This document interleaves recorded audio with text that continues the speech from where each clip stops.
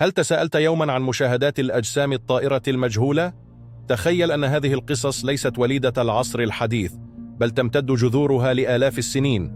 منذ العصور القديمة سجلت حضارات عديدة مشاهدات غامضة في السماء.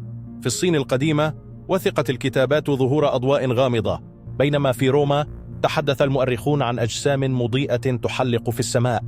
هذه الشهادات تثير التساؤلات حول ما إذا كانت هذه الأجسام حقا من عالم آخر. بغض النظر عن الإجابات، تظل هذه الحكايات جزءا من تراثنا الثقافي. شكرا لمتابعتكم، نقدر دعمكم. اعطنا رأيكم في التعليقات. حتى اللقاء القادم، ابقوا فضوليين.